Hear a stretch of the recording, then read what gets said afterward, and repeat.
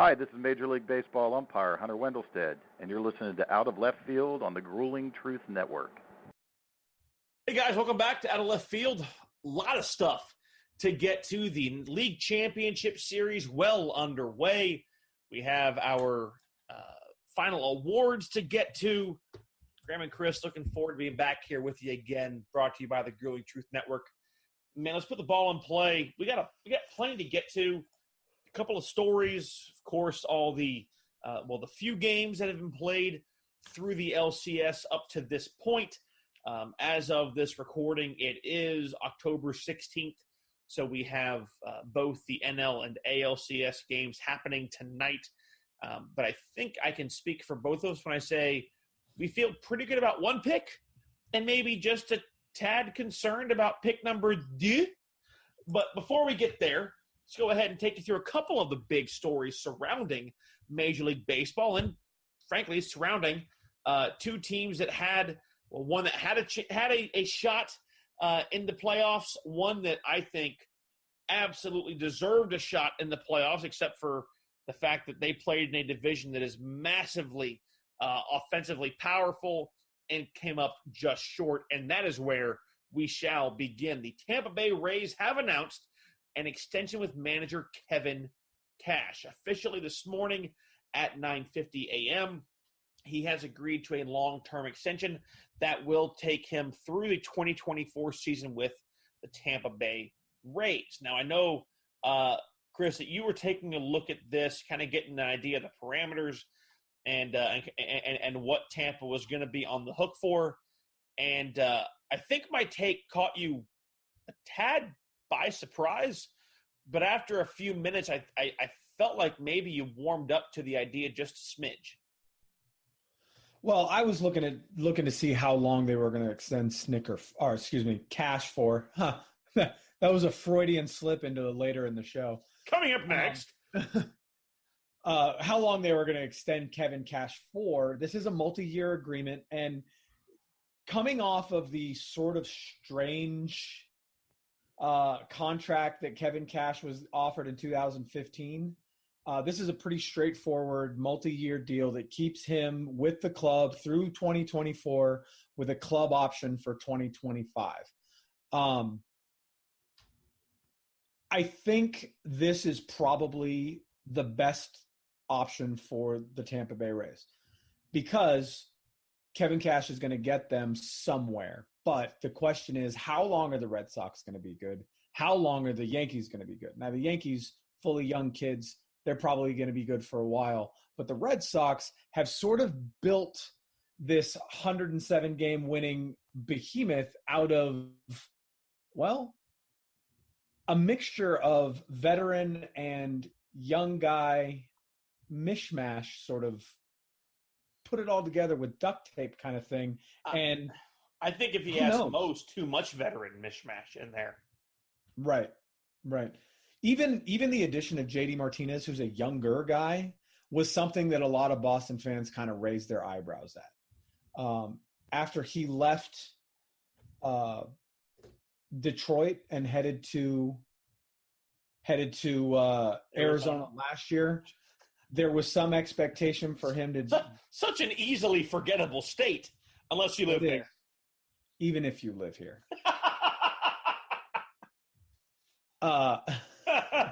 Especially if you live here, sir. God, you wish if you lived here.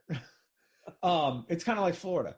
So there was a lot of expectation. What, you wish I lived there and I wish you lived here? Is that where we're going now all of a sudden? Is this our therapy session for the year on the show? We both just wish we could forget the states we live in. There you go. There was some expectations on JD Martinez coming out of Detroit. The guy was hitting really well. He ended up doing really well in Arizona, and I think people in Arizona are reluctant to say, hey, JD Martinez is doing a good job because they feel a little snubbed by him. I don't. I'm not a particular fan of the Diamondbacks, but I can see how people in Arizona might feel that way. He didn't get a whole lot more money to go up to Boston, but how long is this team that has put together this amazing run going to be able to stay good and going to be able to stay better than a young Tampa Bay Rays team who managed to do well in a division they had no right doing well in. I hear you, and I don't disagree.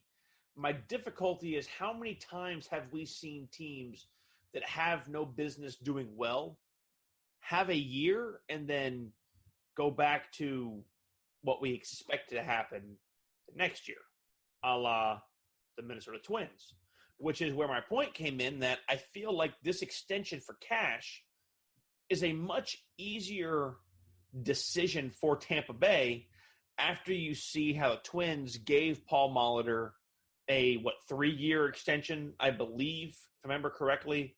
And then after a just absolutely horrific year, dismal. That's good. Never mind. We were wrong. Like an Etch-a-Sketch, going to give it a shake. It never happened. You're not like a university paying, 2 different football coaches a sum of money because you got tired of the fact that they couldn't go ahead and turn your program around. Right. In this case, I feel like with the Red Sox, a good chunk of that core is in place. Now, granted, we know that JD can opt out after next year in a massively front-loaded contract. Do, 50 or 60 million? I think in the first 2 years, something to that effect, out of the 5-year, just under $120 million deal that he signed. But you have Chris Sale. I think Porcello still has some time on that. Of course, Betts, Bradley, Benintendi. You have some guys here who have made some pretty good waves, and you still have a decent amount of control on those guys. I think that the Red Sox will find themselves, and with a guy like Dave Dombrowski, he will ensure that the Red Sox are a contender, or at least making the moves to be contenders on a perennial basis. I don't believe the Rays are going to make the financial commitment long term to players to make them legitimately a contender or a challenger to either the Yankees. Well, maybe to the Yankees, depending on how fast they get turnover in that, the back part of that rotation and the aging veterans. But I have a hard time thinking the Rays can really be true challengers to the Red Sox in the next 4 to 5 years, which is about what Cash's contract will be for. I don't know. My issue with that is that we've seen the Boston Red Sox win World Series and then not impress the way we thought they should in the year or 2 years following those World Series wins. Man, what other teams can I think of that have won a World Series and then struggled the next year and then been really good contenders the year after that? Oh, man, if only there was a team that jumped directly to mind. Yeah, I'm going to go with the Giants, maybe? Sure. And so think about this. In a division where, if in a situation like the Giants had in the beginning part of the 2010s, where they were good in 2010, bad in 2011, good in 12, bad in 13, good in 14. Granted, wild cards in, 12 and 14? Didn't they only win 1 out of the 3 division titles, and the rest were wild card berths, if I remember correctly? Right. Okay. But good in the long run. Right. Sure. Right. Sure. And contenders in general. That opens the door for a team like the Tampa Bay Rays to step in and challenge the New York Yankees as division leaders if they can repeat this sort of production again next year. Does it though? Because your Giants, and I say because you are a diehard. You bleed black and orange. They were willing to spend money on Brandon Belt, on Hunter Pence. Granted, spend the money on Buster Posey, Mad Bum. They went out and got Johnny Cueto. I mean, this is a team that has no qualms about shelling out cash when they believe it can help that team. Granted, they've had some busts like Jeff Samardzija. We've seen Cueto struggle the year after. But the Rays are not that team. I mean, you remember how much you and I celebrated the fact that they traded for Adeiny Hechavarria, and now he plays for Pittsburgh. He didn't do that much for him, but we went, holy crap, they're actually on the bubble, and they're going to be buyers last year. I mean, right. It's the first time that we can remember them doing that. And I think you have a point, but this is a team that can obviously win with some of the pieces that it has, and those pieces are young, and they got rid of the Evan Longorias who are eating up salary space and aging on the bench. Even Souza to Arizona. Right. So when you're talking about a team that won 90 games with a relatively young, controllable club, then yeah, I do think that they're the kind of team that can step in and challenge the Yankees. So I guess the question then becomes this. Is a guy like Blake Snell, who we will discuss later on in this show, for better or worse, is that a guy who you and I both believe the Rays will stick by? Or is he a guy who the Rays will use as trade bait to go ahead and try and get additional pieces back and move on from him because of the year that he had? Like, I don't know. To me, at the end of it, that kind of becomes the big question. Is I can't imagine them taking a guy who is leading the league in the American League in ERA, leading the American League in ERA, and just dangling him out as trade bait at the end of a really good year, because I'm not saying this year, but in the next year or two, whenever he becomes contract eligible or arbitration, do they become to look for a move for him, even if he's still successful? It depends on where they sit. That's situational. It depends on where they sit at the All-Star break. Okay. That to me is my concern, because if the Yankees and if the guy's still pitching the way he is now, then that's more than just trade bait. Well, I mean, that's a way to retool multiple positions on your team. Yeah, for a decade.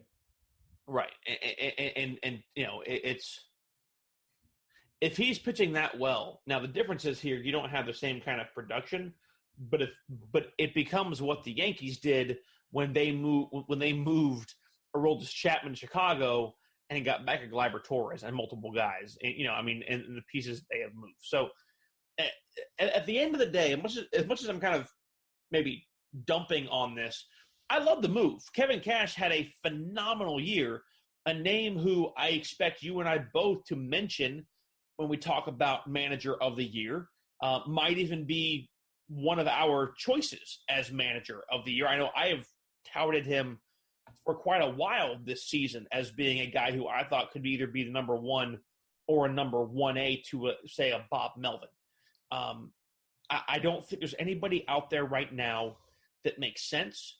I have seen reports the Rangers are interested in Joe Girardi. I don't see that being a fit with the intensity and what is often described as kind of a lack of ability to really identify with players, young players, and a team that has a Jurickson Profar, a Joey Gallo, an Odor. I don't know if I see Girardi as being a wise choice there. And that is a discussion for down the road, whether or not he is hired, isn't hired.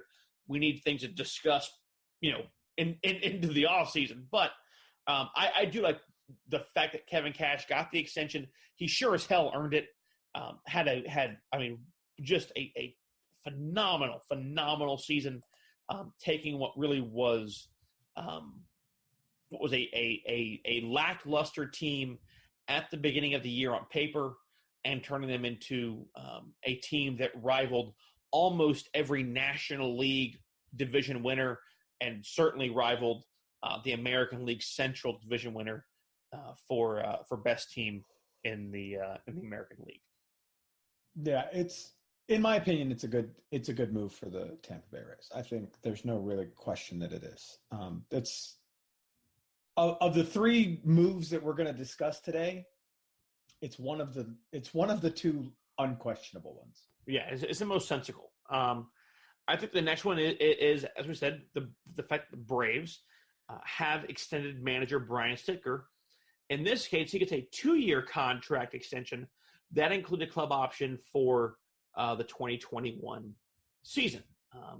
And I think I told you this, and if I don't believe I told the audience this, and this was an awesome story. So Brian Snitker has been in the Braves organization for almost 35 years, between a minor league player, a big league coach, a minor league coach, a minor league manager, now the big league manager.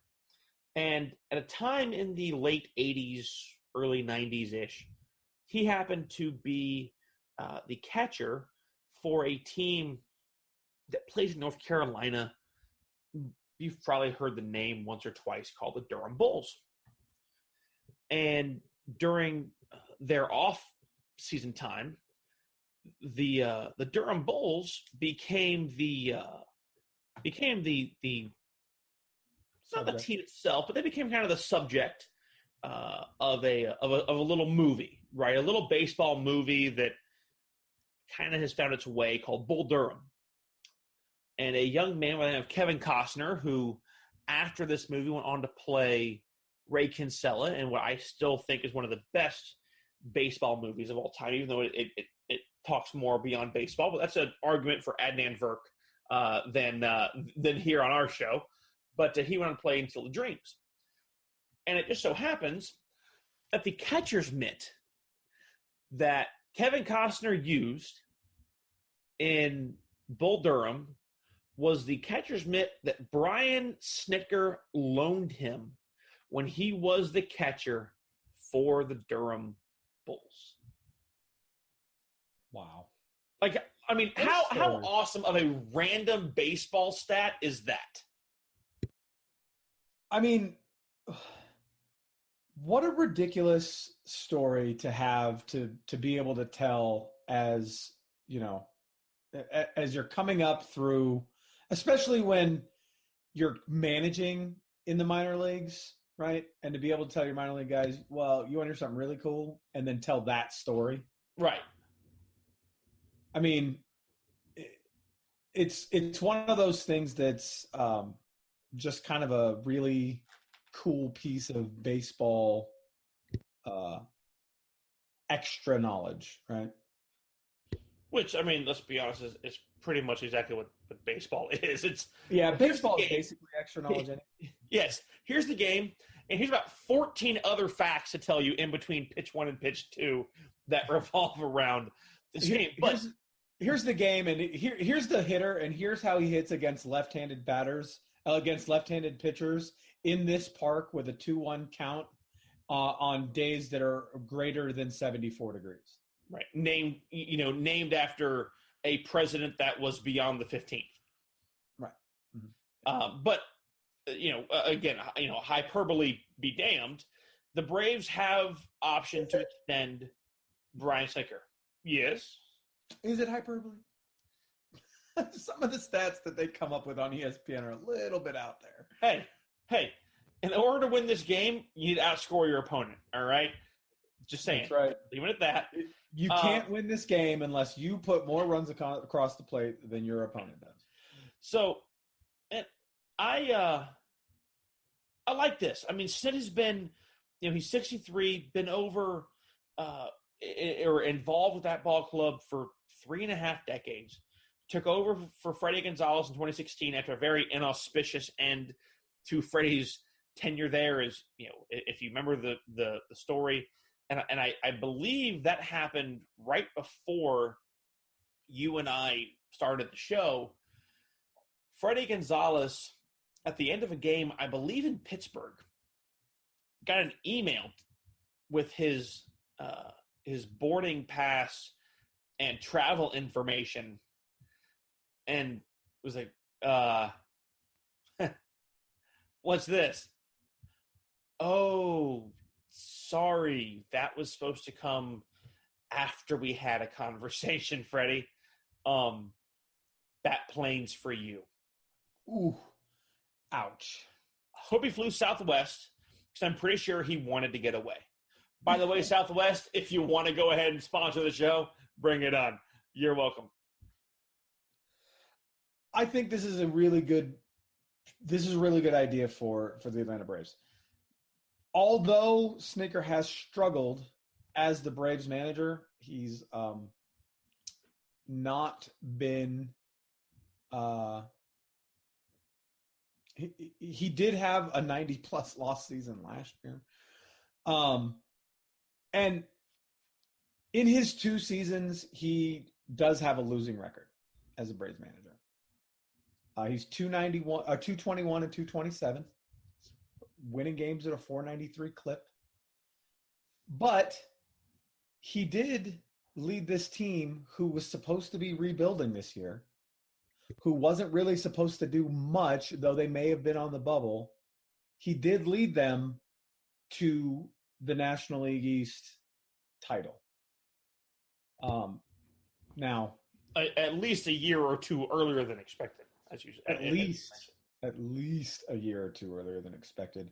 And I think with the cast of players that he had, who are very young and in a lot of ways not ready to be in the postseason, not ready to play at the level that they played at, for him to get that level of play out of them shows an incredible amount of control and an incredible ability to lead that ball club. Yeah, and I mean, and this is a club that has guys like a Dansby Swanson who, I mean, we didn't, there was a lot of concern of, okay, is this kid just hype? And granted, yeah, we traded Shelby Miller and got something worthwhile in return, as Shelby has, struggled to a point that at some point just makes you sad. I mean, I don't care if you hate the guy or like the guy. I mean, you just got to go, man, that guy has to suck. But all of a sudden, Ronald Acuna Jr. makes makes his mark, which again is a name I'm sure we will discuss and will come up during our talk of our yearly awards.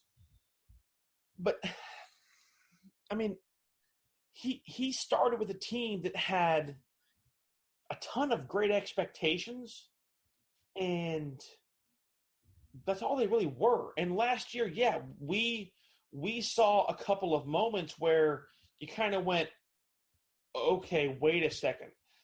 This team has some pieces, but it never seemed to kind of drop in. Of course, we had the big issue with the resignation of GM John Coppola, who got the lifetime ban over the international pool money and that sort of thing. John Hart, the president of baseball operations, but they go ahead and they let Snit keep the job. Started off relatively well last year, and I think ended up a little bit lower than we both. I know lower than I hoped they would, but again, I mean, they finished below the Nationals, who were kind of the cream of the East, or so we thought. This year, the Braves, so they should have been with the lineup that they were putting on the field, right? And this year, the Braves, granted, yeah, Freddie Freeman had a great year. Nick Markakis finally had a recognized All-Star year. He had some great years during his time in Baltimore. Finally gets recognized for his first All-Star nod while in Atlanta. You got to get a guy like Anibal Sanchez, who pitched quite well. Tyler Flowers, the catcher for the Braves, a Force 3 user, a part of that company there as well. And of course you had guys like Ozzie Albies, you had Mike Foltynewicz, you had Johan Camargo, Ozzie Albies, as mentioned, of course, the center fielder and his name escapes me at the moment. But I mean, you had some really impressive pieces on that ball club. And Fulte is a guy who looked like early in the season he might be trying to put together a National League Cy Young run. Obviously, the National League had some contenders in that category, but early on in the season, he was pitching really, really well. And it's not like he stopped pitching well. He pitched well throughout the season. It's just he did get into that sort of up and down latter half of the year funk. Yeah. Ender Inciarte is the name I was trying to come up with. But no, I mean, I it's a great move for the Braves. To me, there isn't a guy, even though Eddie Perez has still been there. Of course, Eddie was a longtime catcher for the Braves. He caught Greg Maddux during Maddox's pitching outings. And then you had Javi Lopez, who was one of my favorite players growing up. I just liked the guy. Would catch them, but the other four. Eddie is still there. He's been a part of the ball club. Of course, Terry Pendleton was there for a while. The only other guy who you could say maybe you want to put in that spot, and again, that's more off of the way he deals with the players, and I think it's awesome having him there, is Ron Washington, third base coach for the Braves. Went through his share of stuff in Texas as we talked about, I think a week or two ago. And he'll probably get one more shot just because of the way that he – I think the way that he interacts and engages his players. But I love this move. I think you had to do it. He deserves a vote of confidence. He's worked his tail off. He brought you guys a divisional pennant that you haven't had after having the longest run of consecutive division titles between the early 90s and the mid 2000s. You finally get it back in SunTrust Park. Good for him. Yeah, I agree. The only coach not coming back for the Atlanta Braves is their pitching coach, Chuck Hernandez. He's not going to be retained. The rest of the staff is actually going to come back on 2-year deals as well. Sort of an interesting aside. I think it's sort of telling that just the pitching coach isn't coming back. I'm okay with that because we saw some issues where pitching was still kind of a consistent issue for the Braves. As far as who they go out and get, I don't know. Maybe they'll promote from within, from within their ball club. I'll tell you who I would love for them to get, and I get that there is a family connection here, and it's not the best because Greg and the ball club in Atlanta seem to have a rift that grew somewhere between the last year or two of his tenure and his time going back to Chicago. I would love to see Mike Maddux, if he is not retained or doesn't have another year on his contract with the Cardinals, grabbed by the Braves. You saw the Cardinals make a hell of a run with almost no pitching staff and almost find their way into the postseason. I would absolutely love to see a guy like Mike Maddux as the pitching coach for the Atlanta Braves, and that pulls us into.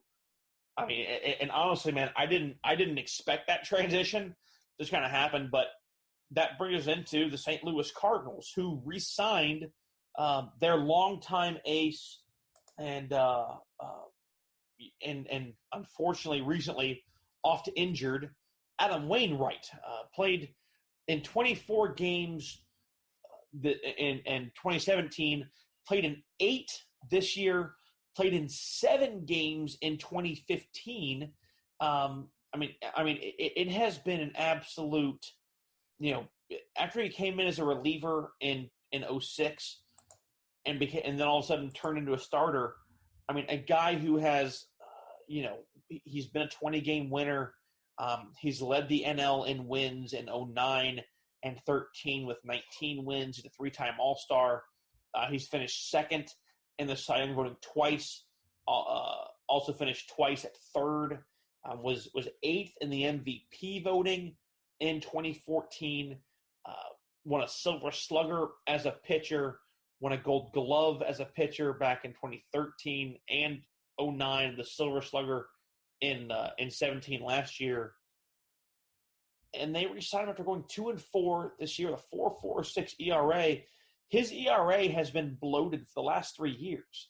A 4.62 in 2016, a 5.11 in 2017, and a 4.46 this year in only 8 games. Now, you and I talked about this off air.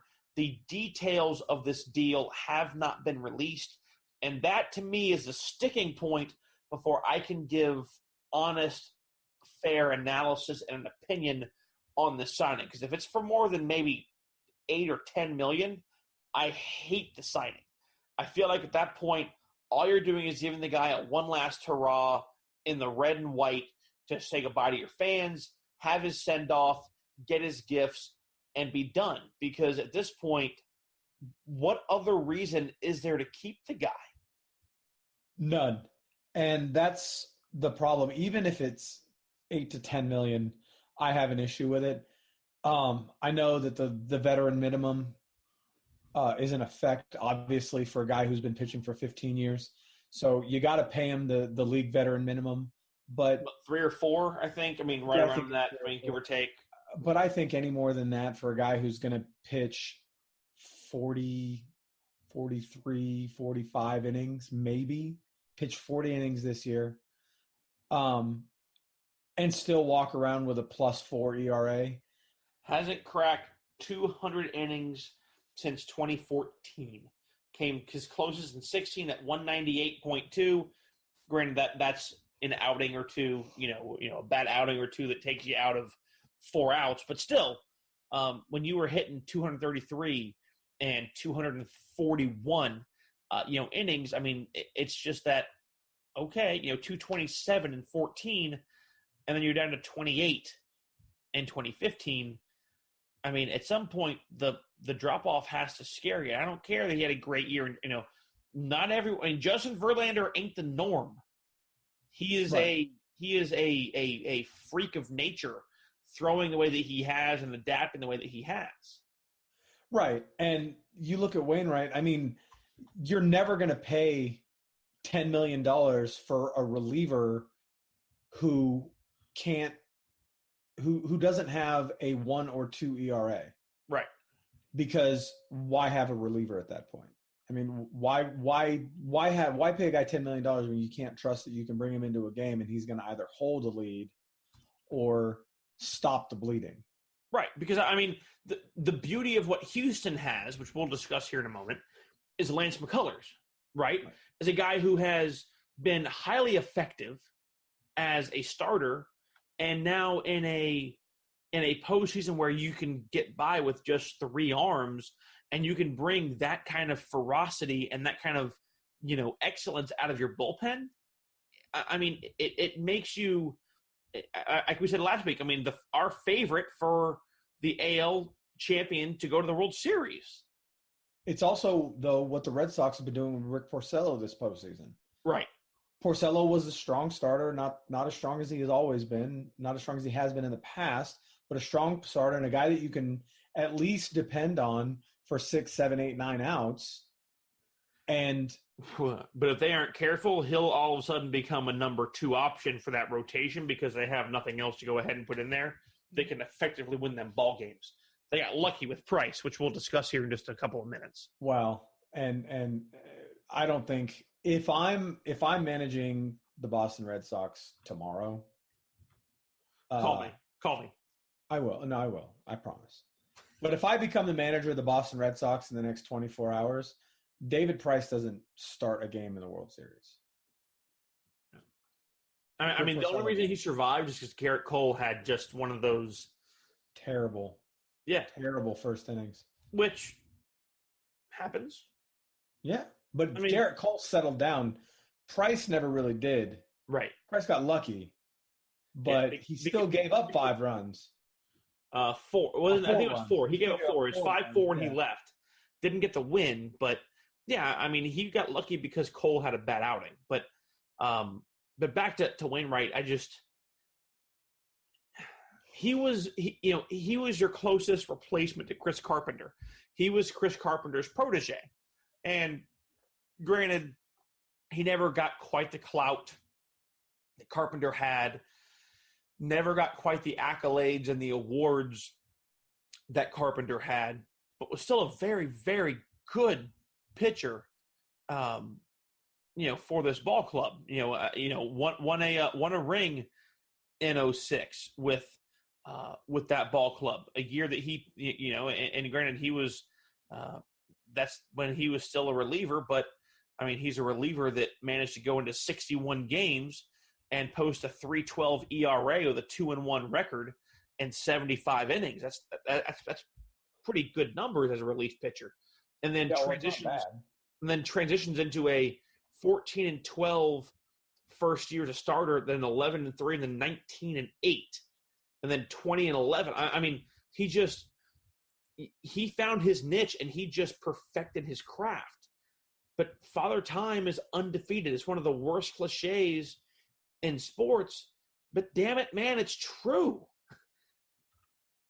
And his story about, I don't know if you've seen it or not, but his story about why he didn't retire, why he decided to remain in baseball, it's funny and it's kind of cute, I guess, but it's not, in my opinion, a reason for him to remain in the game.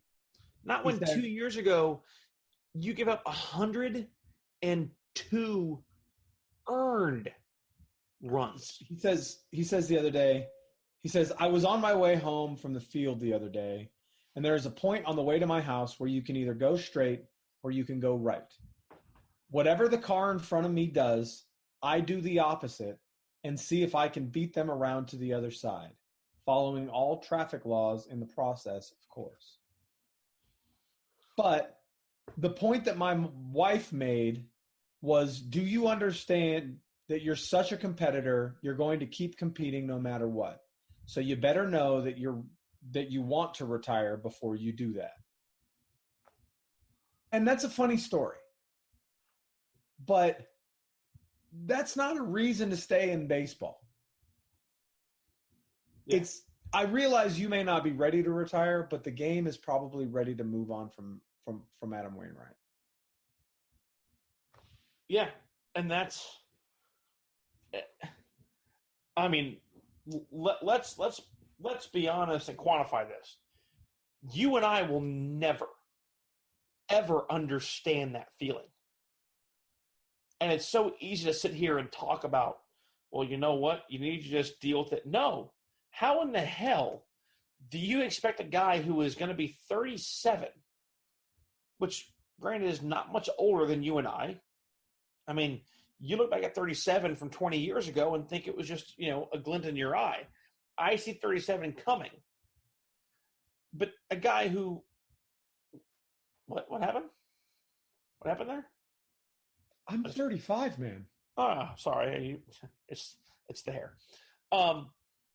But a guy who made it into the big leagues at 23 has been in the big leagues for 13, 14 years. I mean, that is the most difficult part for any athlete is I think for a lot of athletes, they find their identity in what they do. It's a very rare one that can separate the two. Right. And you're asking a guy to go, hey, I know you were great, but guess what? In the last 4 years, your butt's been injured, and you aren't the same dominant guy that you once were. And suck it up, Buttercup. You're done. And that's just, we will never understand the feeling. And maybe the closest is when, and granted, I was out different, differently than you, but at the end of it, when you told me that, hey, you know what, my hips are jacked, nothing I can do, and the Army's told me we got to move on. I mean, the pain that you felt, I felt, just because of the shared experiences that we had. And that's magnified a million times more for a guy who, I mean, this was his life's work. Right. Exactly. And I'm sorry if I made that too heavy, but that's about the nearest I can quantify it between you and I.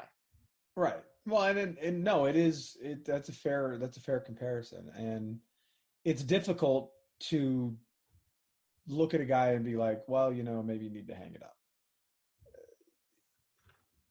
Fine. If a baseball team wants to hire you and you're not ready to quit, don't play baseball, because God knows I would have. But at the same time, it's kind of our job to look at this from a perspective of, is this what's right, what's best for the St. Louis Cardinals organization? And I think the answer to that question is absolutely not. Not for any more money than the league minimum. And right. Even then, I don't know. I mean, if you can find a 12-5 year, great. But when that 12-5 year from 2017 came with an ERA over 5 and came with, 70 earned runs. The guy played 8 games this year. Right. 8. Yeah. You pay $10 million for 8 games? No. I mean, you can pay me. I wouldn't pay $3 million for 8 games.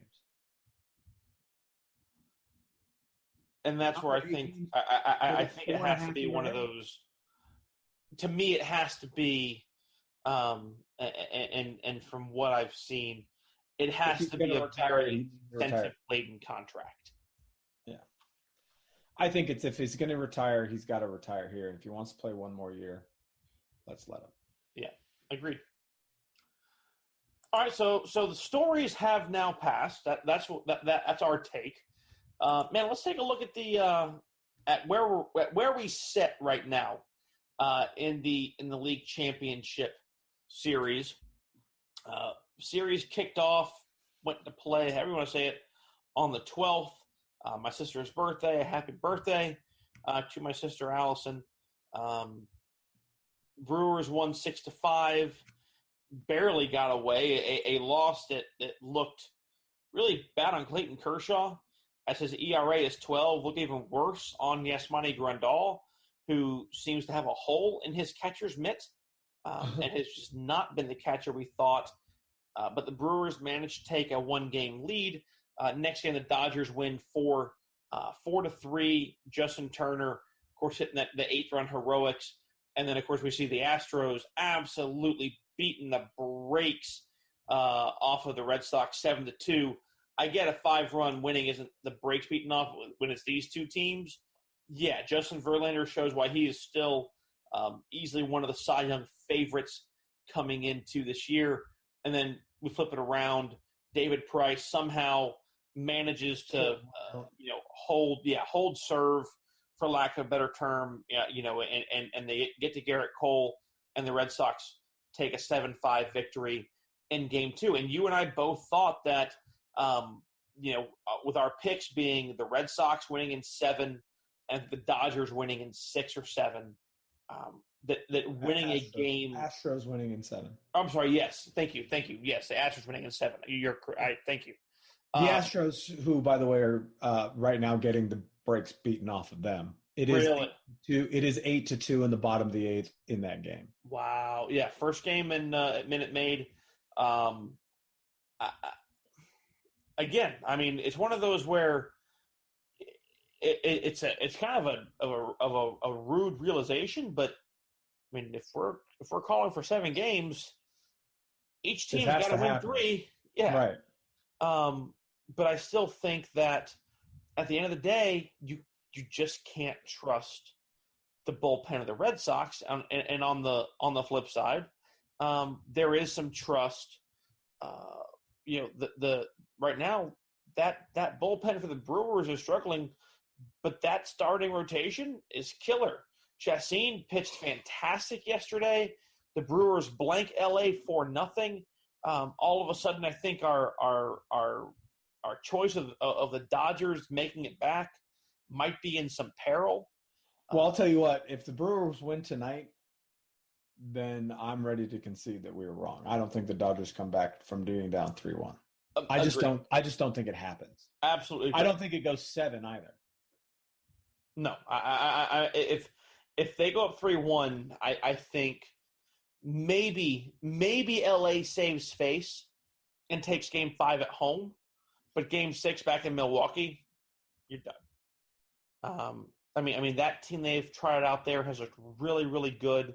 They seem really composed. I don't care what you say, not you specifically, but out there. If and hopefully you love listening to our show Out of Left Field on the Grueling Truth Network, thegruelingtruth.net. Of course, at OO Left Field on Twitter, Out of Left Field with Chris and Graham on Facebook. Like and follow us on Facebook and Twitter. To me, the signing of Mike, the move for Mike Moustakas was invaluable to that ball club. Yes, right. Yelich and Kane that's great, but the move for a guy who won the World Series, who's a passionate ball player, who feels, he feels slighted with a chip on his shoulder for the BS deal that he got dealt this offseason when this offseason was an absolute travesty. Things that made no damn sense occurred. I mean, I feel that having him there is just it's huge for that ball club. And I agree. If they manage to come away with a victory, that will be absolutely that will be the the beginning of the final nail. I mean the final nail will be in the coffin, and the hammer will begin its work until the next game. Right. Similarly, it'll be interesting to watch watch what happens in Game 4 of the Red Sox Astros tomorrow, being that I think we can go ahead and pretty much call tonight's game. Maybe. I don't know, because I believe that Kimbrel pitched. Now, granted, you shouldn't need Kimbrel in a 6-run game, but I mean, we've seen what that bullpen can do for Boston. I'm okay with saying, yeah, I believe that the Red Sox will come away with a victory tonight, but I'm not going to just, haphazardly say, yeah, whatever. Interestingly enough, this was a pretty close game. Keuchel didn't have a great outing. Gave up 2 runs, both earned, in 5 innings pitched. Smith came in relief, gave up a run in a third of an inning. Sip came in, shut it down the next 2/3. Presley had a shutdown inning. And then, Osuna. Do you know what Osuna's ERA is right now? What's that? 67.5. Oh, is it battered and bruised? Sorry, is that uncalled for? Sometimes the worst things happen to the greatest individual, right? Right. So Osuna goes 2/3 of an inning, gives up 5 earned runs in the 8th. Couldn't happen to a better guy. Yep. So, the Red Sox put a 5 spot up in the 8th inning, go up 8-2 in what was a 3-2 game, and looks like they're going to probably walk away with this game tonight. But if the Dodgers don't get on the ball and win this game tonight, it might be over. Yeah, it might be over. I believe no matter what that we will see a 7-game series out of the AL, which is the way that it should end. But hey, if Milwaukee wins this, man, tip of the cap, because right now they look fantastic. Braun is getting, obviously jeered and berated. And you know what? He's earned that because of choices that he made. I don't condone, flipping him off, cursing him out, throwing beer at him, whatever crap people do. But, if he gets booed or whatnot, hey, man, you know what? He's called a cheater, whatever, a roid, whatever. hey, you earned that because of the choices that you made. But he looks really good with the rest of that lineup. And I'm at the point right now watching the Dodgers. I would love to see a Brewers, I would love to see this scrappy Brewers team make a run into the World Series. I think that would add some really good drama and some really good, enjoyable baseball. Well, yeah, and I think it'd just flat out be fun to watch. I mean, don't get me wrong, I want our picks to be right, but that's just my pragmatic side. My baseball loving side wants to watch the Brewers make a deep run into the World Series and possibly upset. And I don't as pridefully, I'd love to have our picks be right, but I mean, we made a call based off of what we have seen as a continuous weak spot for Milwaukee in their bullpen. In their starting rotation, and right now it's been the opposite. Their bullpen has struggled with an ERA over 6, and their starting rotation has an ERA under, I think, 0.7. So yeah, I mean, right now they're a team that is playing very, very well. They picked up Gio Gonzalez as well. Not the best thing in the world, but when you have Gio over Rich Hill, who's going to be worse, the guy with the blister or the guy who just is hot or cold? I mean, you don't know. But either way, these two teams make for a really enjoyable postseason. That being said, I think we are at the point now where either we're going to fight or we are just going to unfortunately agree, because we are coming into this blind. It's one of those things where we've discussed it a little bit here and there, what we think could be, but we haven't actually sat here and gone, okay, hey, what do you think of this? I do think for the most part there are certain ones that we are chalk on, but let's go ahead and have some fun, do something we do every year, and take you through our top, or at least our what we consider the top 4 awards in Major League Baseball in 2018. That is Rookie of the Year, Manager of the Year, Cy Young winner, and the Most Valuable Player, brought to you here on Out of Left Field with thegruelingtruth.net.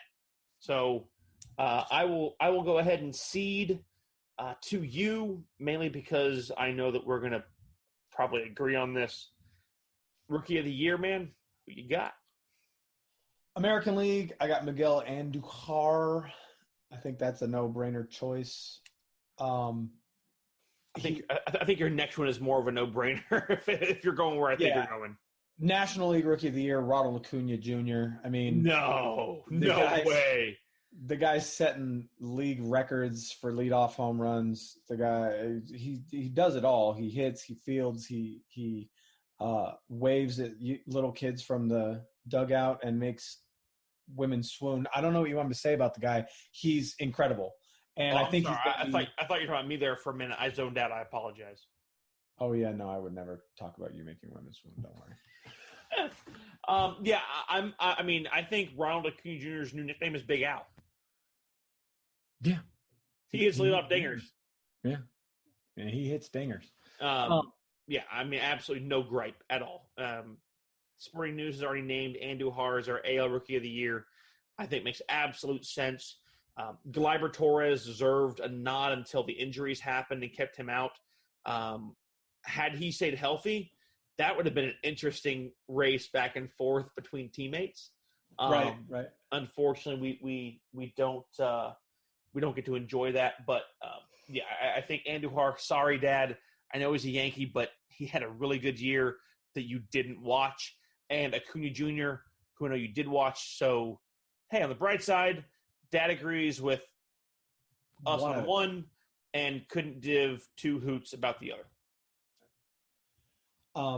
American League Manager of the Year, I got Kevin Cash. I have the same, only because I didn't. The Sporting News listed Cash and Melvin as co-winners. I didn't want to have an Anchorman Manager of the Year award because, to be honest, I could have had the same issue in both leagues. And for me, I had to choose which of the guys I felt made more sense. To me, Cash winning 90 games in a division with two of the biggest powerhouse teams that we have seen in recent history, and one of the best, if not the best, Boston Red Sox team ever in history, which is pretty freaking awesome to say. And he manages to win 90 games when you deal Longoria, you bring in Denard Span, you deal Denard Span. It was just, let's deal this guy, let's move that guy. They were the Oprah Winfrey of Major League Baseball. You get a player, and you get a player, and you get a player, and you get a player. And still somehow he managed to have just a fantastic managerial year, deserved his extension. I have Bob Melvin as my 1A because what the A's did, that was the only reason that I couldn't put him as number 1 is because the AL West struggled. Once the injuries hit the Angels and the Mariners began to Jason Whites it, and the Rangers were just the Rangers, I felt that that Melvin had a bit of an easier run into the playoffs. So yeah, I have Cash as my AL manager of the year. Big shout out to a friend of the show who is a diehard Mariners fan and absolutely refuses to believe anything positive might be possibly going on in that organization ever. Hey! When I first meet the guy, we had an absolute blast at the game, but when all of a sudden his fantasy football team name is Wham Bam, thank you, Graham. I'm like, you know what, jerk? That's fine. I got you. No worries. Awesome dude. Absolutely love Jason. Smart guy. Loves baseball. Always enjoy talking some baseball with him. I could have gone. What the A's did was pretty incredible to be able to make it into that wild card. But let's face it, outside of the East, the American League sucked. Yeah. So it was all but decided before the All-Star break. You could, in fact, and how crazy would this have been, had the A's struggled as well, and we see now 3 teams from the East. Yeah. Which would have been this Rays team, who swept the Red Sox late in the year, mind you. I think the only sweep the Red Sox endured this year. Right. On the National League side, I had to choose. Sorry, Dad. I picked Craig Counsell. The Royals had a great year last year. I think we both thought the Cubs would really come back and own that division, right? And then all of a sudden, you see them in there. They're playing outstandingly well. The NL East became, the second worst division in baseball, behind the AL Central. And Snitker fought with Gabe Kapler of the Phillies, who gets an honorable mention until they began to peter off. But he had a really impressive year from the way that it began, really tumultuously. For me, I have Snit as my 1A, but to me, Craig Counsell is my vote for individual winner. No co-winners of manager of the year. Well, don't worry, Dad. You still have one son. I picked Brian Snitker. And sorry, we're done for the night, folks. Thanks for joining us. Have a.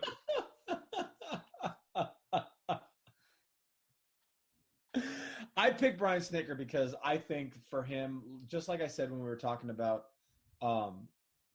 the extension, for him to have had a 90-loss season last year and then turn around and have a nearly 90-win season this year really shows his ability to turn that team around, his ability to lead young people, young ball players who had no business really doing as well as they did, getting as far as they did when they did. that's all based on his leadership. So I love the sentiment, and I don't think you're wrong. But I felt that the Braves had a lot more peaks and valleys. that tone of voice did not indicate that you don't think I'm wrong. Okay, you're bleeping wrong. No, I get what you're saying, and my only rebuttal is I felt the Braves had a lot more peaks and valleys, and there were times when those valleys looked really, really bad. When we saw at the All-Star break, the Phillies leading that division, and you and I had the conversation, and you picked the Phillies to win the NL East. Don't forget that. And Snitker just, managed to squeak it out, but at the same time, we saw those two teams kind of fall off at the end. Council had to go all the way through 163 with a Cubs team that really kind of found their way, and a Cardinals team who didn't let up and managed to go ahead and guide his team through a game 163 and have shown absolute brilliance and resilience in the divisional series against, granted, a very weak Rockies team and some really impressive play. I get it's not supposed to be taken into account, but some really impressive play in the league championship series. I just think Craig Counsell, in a division where you had multiple teams that were legitimately vying for the divisional crown, he edges out Snitker to me. Okay, that's fair. That is absolutely fair. So I guess what I'm saying is not right, but it's fair. I guess what I'm saying is enjoy my vacation to North Carolina in a couple of weeks, and I just work for you in November because Dad probably wants to see you more. Sounds like a plan. American League Cy Young. I got Blake Snell, man. You're a jerk. No one likes you. You're a jerk. I'm like, you know what? This guy over at the Rays, he's not going to think about. He's like, oh, Chris Sale, Justin Verlander, this is going to be awesome. We're going to have a fight. No, you're a jerk. Sub 2 ERA, especially in the American League, is nothing you can scoff at. I scoff at you, man. Do you? I do. Yeah. National League Cy Young, Jake DeGrom. Yeah. Screw your wins and losses. I don't care. Which is highly ironic, as Blake Snell had 21 wins, the most wins in the American League, and we go to a guy who couldn't even crack double digits in the National League. Well, a guy who had a 500 win-loss record at 8-8. Right. But a guy who also got very little to no run support. It's an odd Cy Young, but I agree. That's exactly where I went. And good for Blake Snell, man. I mean, we talked about him. I mean, you get rid of Chris Archer going, man, it's Chris Archer. Who? Yeah. Guy goes to Pittsburgh, doesn't do much. He didn't do much in Tampa. I mean, he never really found that groove. Man, Blake Snell could easily be the future of that ball club. He could, and I feel like that he's a young kid who is going to do well, hopefully for a long time, hopefully for the Tampa Bay Rays. Jake DeGrom as a choice, I think there are going to be people. This is going to be, I think, the first NL Cy Young in history for a guy who went 500. Definitely for a guy with less than double-digit wins. I think aside from the American League MVP, maybe the MVP race, mainly because there wasn't really a clear cut. Even you could say in the AL maybe a clear cut. There's easily a 1A and 1B. I think the NL Cy Young is going to be your biggest debate when it comes to the writers. Let's not forget 20 wins and 300 strikeouts for Max Scherzer. That's not a small deal. But a sub 2 ERA and the best ERA in the league, in Major League Baseball, at 1.6. An ERA that we really haven't seen since the Maddox era. I can't recall a pitcher in the 2000s that has had an ERA sub 2. Maybe a Matt Cain. Granted, as I went off to college, I didn't get to watch as much baseball as I wanted. And the Braves began to kind of, lose their way at that point. But I don't openly recall, or easily recall, I should say, a pitcher that was able to, that had a sub 2 ERA after kind of the Maddox, Smoltz, Glavine era, when those guys just seem to do it every year, at least one of them. So, sorry, 9-9 is his record, by the way. Okay. Not 8-8. But let's look at what Jacob deGrom was able to accomplish with no run support. He had, of his first 31 starts, he was credited with 27 quality starts. A record-setting 23 consecutive quality starts. I don't see how, when a guy goes 6 innings, gives up more than 6 innings, fewer than 3 runs in 25 consecutive games. I'm actually showing him at 10-9. Oh, right. He did win his final outing. That's right. He did win his final outing. But the guy goes in 32 games. He has 28 quality starts, 25 consecutive games in which he gives up 3 or fewer runs. That's consistency. I don't care what his win-loss record is. That is consistency. Right. And it's the kind of consistency that you can't even look at in a guy like Max Scherzer, who, he won 20 games. He struck 300 guys out, but he still had his ups and downs. Jake deGrom never had that game where he just got destroyed. Right. In a year where he gave up the fewest runs in his career, except for his rookie year, in which he only pitched in 22 games. He pitched in 10 more games and gave up 4 more runs.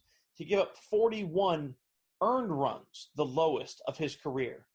10 home runs, the lowest since his rookie year, where he gave up 7. He walked 46. Mid-range for him, but again, 46 walks in 217 innings compared to 38 walks in 191 innings. 269 strikeouts, by far the most in his career. The best, his next best was last year at 239. So 30 more on top of that. 5.85 strikeouts per walk, averaged over 11 strikeouts per 9 innings, less than a half of a home run per 9. So he walked roughly 2 batters per 9 innings and gave up a home run once every 2 full games. Argue with us till the cows come home. You're welcome to do it. And if you got a great point, let us know at OO Left Field on Twitter, Out of Left Field with Chris and Graham on our Facebook page. We'd love to talk about it. If it's really good, we might have you on the show. And let's not forget that there are only 2 players in Major League Baseball who have a higher WAR than Jacob deGrom this year. Jake deGrom's WAR is 9.7. Mike Trout is at 9.9, and Mookie Betts is at 10.6. And I really think that there are very few people who can argue that those other 2 names are MVP caliber players or MVP candidates. Yeah, and if that ball club had a chance, sniff the playoffs, if they had been in that wild card game, if the Mets had somehow miraculously made the playoffs, you and I would be talking about a much different name for National League MVP, and it would be one Jacob deGrom. In this case, for me, I choose Christian Yelich as my National League MVP, and you and I are going to argue. I caveat this final pick by saying this. I feel that both players are in kind of a symbiotic type relationship. That together they are venom. And I would much rather watch these 2 guys play baseball than probably go watch that movie, by what you've told me. But I did after some thought and just the amazing offensive numbers, I made the choice of JD Martinez as MVP. Although, even if we fight, I can't really argue heavily and put up a ton of resistance to the fact that if you choose Mookie Betts, which I expect you to do, that I think you make every point you will make will be a valid, legitimate point. And I think it's one of those where it's just what impresses the voters more. The immense the average, the on base, the slugging percentage, the number of runs that he scored, or is it the offensive power numbers that JD Martinez created with that big stick that he swings? That to me is why I chose JD Martinez. I know the WAR is a lot different, but again, Yelich, Martinez, my choices for NL and AL most valuable player in 2018. Well, we agree in the National League. I think Christian Yelich, especially with that run that he had in September, especially the last couple of weeks of the regular season and going into the playoffs, Christian Yelich really just missed the 3 jewels. Missed the 3 jewels. Yeah. He really sealed it for himself. Missed the Triple Crown by like a home run and what was it? He missed it by like 1 home run and 1 or 2 ribbies, I think. 1 or 2 RBI. Just and again, my argument would have been that he played in game 163, even though it is a sanctioned game. I have a hard time giving a guy, that Triple Crown when he played 1 extra game to get it. Neither here nor there, but still a fantastic year for him. But I did choose Mookie Betts. Mookie Betts was, with the exception, not even the exception of, inclusive of Ronald Acuna Jr., was the most effective leadoff hitter in Major League Baseball this year, period. He was consistent. He was effective. He was always on base. The guy was on base nearly half the time he came to the plate. That is insane. Those are the kind of numbers that people look back at and go, I can't believe I saw that live. Right. Guy who was getting on base at a 438 clip, slugging over 600. OPS of 1.07, I think it is, or 1.70.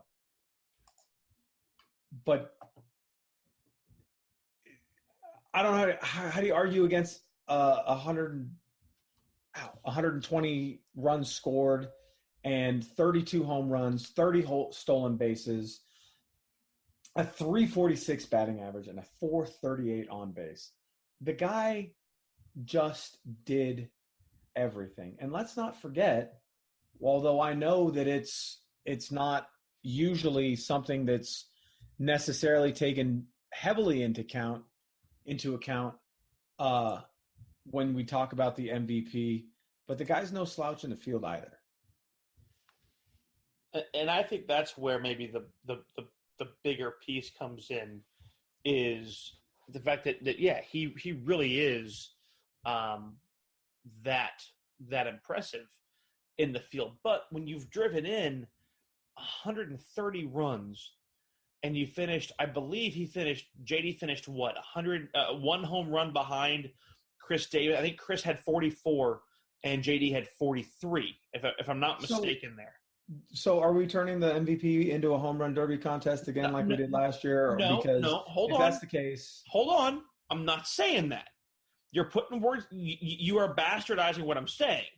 My point is, to me, the offensive production, the runs that he brought across the plate, a lot of those runs being a guy like Mookie Betts, when JD slugs 629 and Mookie slugs 640 and Mookie hits 346 and JD hits 330 and JD has an on-base of 402 and Mookie is 438, the on-base percentage is the biggest difference between these two, aside from walks and strikeouts.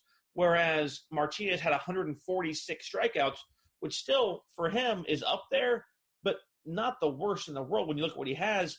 They have an OPS that is within a stone's throw of each other at less than 0.05 of a point. I get that Mookie was on, and yeah, he was part of the 30-30 club, and he snagged bases, and he moved around. But at the end of it, getting yourself to second base is great. Getting knocked in is what J.D. Martinez was there for. To second base and third base. Let's not pretend that Mookie only stole second base. But show me how he stole third. I mean, a steal of third is not a normal thing you see in a game. It is a rare feat that you do when you have the opportunity to. And let's not forget that that a lot of the time that he was on base, the guy was already on second. He had 47 doubles and 5 triples. 32 home runs. Knocked in 80 himself as a leadoff guy, which means that he was effective enough when he came to the plate mid-inning in the later innings that he could still knock in 80 runs. Sure.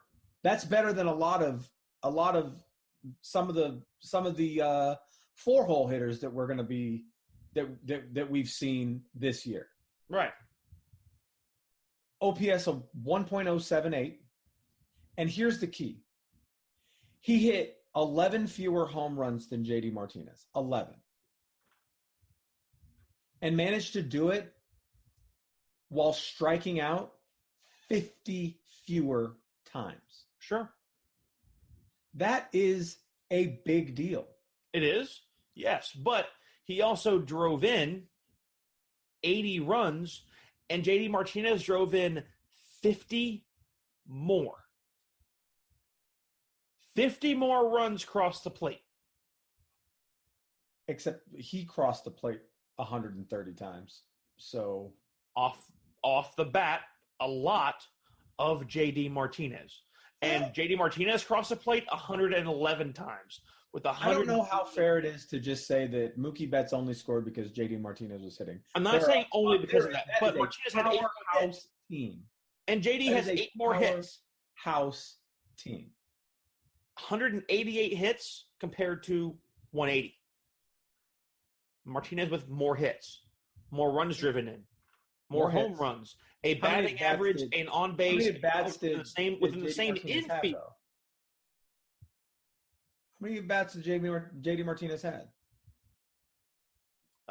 He had 569, and Mookie Betts had 520. 520. So in 40 more plate appearances, he managed 4 more hits. So you're gonna penalize J.D. Martinez for playing in 14 more games than Mookie Betts did? What I'm saying is, coming to the plate 40 more times, he managed 4 more hits. So I wouldn't throw that he had 8 more hits. 8 more hits. Because 8 divided by 40 is not a lot. So I wouldn't throw that he has 8 more hits thing out there. Because even playing in 14 fewer games, he only came to the plate 40 fewer times.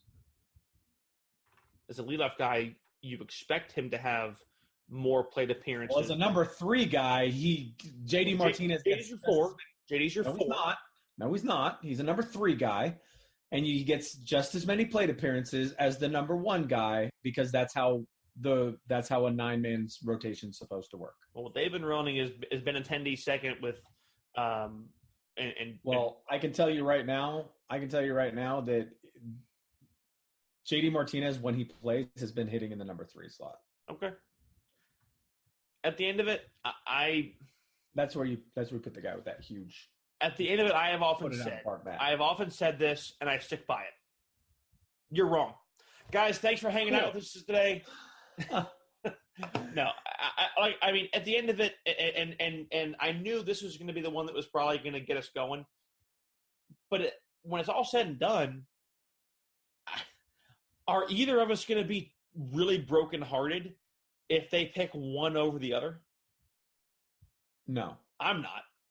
I'm okay with. I mean, I think both. If something stupid happens and they don't pick either of them, then I'll be brokenhearted. I'll be upset. Well, no. Then like then if they say, "Oh, well, Chris Davis is the MVP because he hit the most home runs," I'll be mad. Then there might be rioting in the streets, dogs and cats living together, just mass hysteria. Mass hysteria. But no, I think that again, that is something that, there is really no issue with either one of those guys winning, and it's a debate that, like we say, guys, let us know what you think. Who do you think will win the AL MVP? Who deserves it? Is it going to be a Chris Davis? Is it going to be a Mookie? Is it going to be a JD Martinez? Is it somebody else we haven't even thought of? That's for you guys to let us know here on the show. You can tweet at Grueling Truth on Twitter. That's our main the main site for the Grueling Truth Network. Of course, you can always tweet us directly at the show at OO Left Field on Twitter, and of course you can send us a message on Facebook at Out of Left Field with Chris and Graham on the Facebook page. A lot of, it's absolutely crazy. Like I said, be sure to also stop by thegruelingtruth.net, at Grueling Truth on Twitter and Grueling Truth on Facebook. A lot of stuff that you can go ahead and look at there. Good stuff as well. And, of course, they do their best to bring us to you guys every week. Thank you for still making us one of the most listened to podcasts on the Grueling Truth Network. Last week, you guys had us at second. This week, we'll probably be lower because whenever they go ahead and pull their numbers, will it just be gotten out there to you guys. But we couldn't do it without you. We do it for you guys and for ourselves, because if you can't tell, hopefully you can. We absolutely love bringing this to you every week. Only thing I hate is that with some of the Braves and Yankees talk, that Chris still wants to become the better son of the two. And let's be honest, that's just rude, inconsiderate, and I curse you, He-Man. Guys, thanks so much for hanging out with us, Battle. Hell of a show, man. We got a lot of fun still to get to. The LCSs should be nearing the end by the time we are back on the show. We will be finishing up the World Series right at the time I head on vacation. So once the postseason ends, you'll have probably a 2-week break as I take a much-needed vacation away, and then we will get back into everything in the full swing of things with news, all that kind of stuff when I get back. If something breaks crazy while I'm gone, don't worry. We'll make sure to jump on, have some fun, but you definitely will have some more of us coming to you next week. For all of us here at The Grueling Truth, for Chris, I'm Graham. Thanks so much for hanging out with us, guys. Look forward to catching you next week here on Out of Left Field.